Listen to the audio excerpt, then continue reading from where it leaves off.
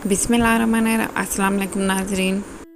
आज हम मट्टी की कढ़ाई में वाइट कढ़ाई मटन बनाएंगे, जिसके लिए हमने सबसे पहले ये कढ़ाई ली। जब भी ये बर्तन इस्तेमाल किए जाते हैं तो उसके लिए सबसे पहले इसको 1 घंटा पानी में भिगोए रखते हैं और इसके बाद इसके पैंदे के ऊपर मट्टी का लेप लगा दिया जाता है। उसके ड्राई होने के बाद फिर इसमें खाना पकाया जाता है। ये इस तरह से मट्टी का लेप लगा दिया जाता है और अब बड़े गोश्त की चर्बी को अच्छी तरह धो के और काट के इसको इस कढ़ाई में पकाया जाएगा। जितनी अच्छी इसकी भुनाई होगी और इसी तरह ये बर्तन बहुत अच्छा खाना पकाने के लिए रेडी हो जाएगा। गैस के चूल्हे के ऊपर बगैर मट्टी के लेप के ये बर्तन इस्तेमाल नहीं किए जाते और इसमें 2 गिलास पानी डाल के खूब अच्छी तरह इसको पकाएंगे। आप भी जब यही बर्तन इस्तेमाल करेंगे तो पहली दफ़ा में इसी तरह स्टार्ट करेंगे। डायरेक्ट खाना पकाने से इसमें क्रैक पड़ जाते हैं और खाने में वो जायका नहीं आता। माशाल्लाह से पानी ड्राई हो गया है और चर्बी को भी खूब अच्छी तरह पिघल गई है। आपको ऐसा हर दफ़ा नहीं करना पड़ेगा, जस्ट ये पहली दफ़ा इस्तेमाल करने पे इसी तरह किया जाता है। और माशाल्लाह खूब अच्छी तरह से चर्बी मेल्ट हो गई है और ये चर्बी का ऑयल निकल आया है। अब इस भुनी हुई चर्बी को हम एक साइड पे कर देंगे और इसी ऑयल में हम गोश्त पकाएंगे। और गोश्त भी बड़ा गोश्त बनाना है। जितनी ज़्यादा चिकनाई वाली चीज़ें इसमें बनाई जाएगी उतना अच्छा जायका आएगा।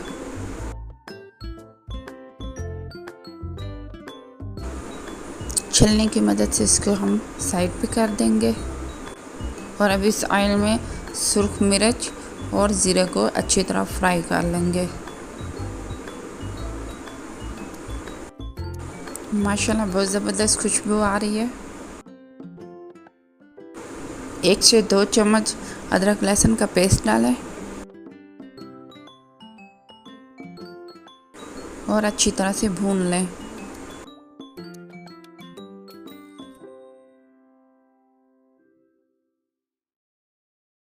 और अब इसमें उबला हुआ गोश्त डाल दें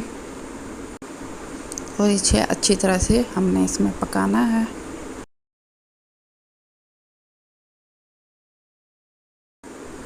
इस उबले हुए गोश्त को मैंने पहले नमक, मिर्च और हल्दी, सूखा धनिया के साथ बॉईल किया था। अब इसमें सब्ज़ मिर्च डाल दें, 1 कप दही डाल दें,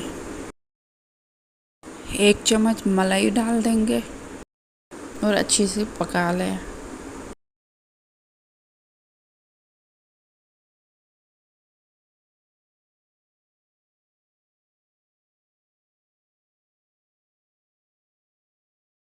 कम से कम ये 20 मिनट में खाना तैयार हो जाएगा। पानी खुश्क हो जाएगा और अब इसमें वाइट कढ़ाई मसाला डाल दें, 1 चम्मच,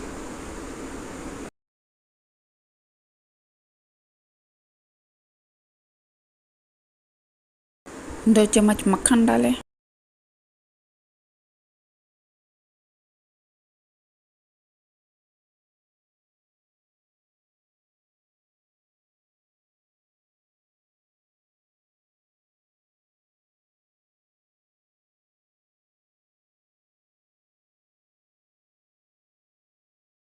और 1 मलाई पैक डाल दें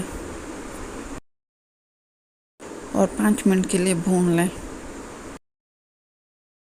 माशाल्लाह माशाल्लाह बहुत ज़बरदस्त खाना तैयार हो गया है।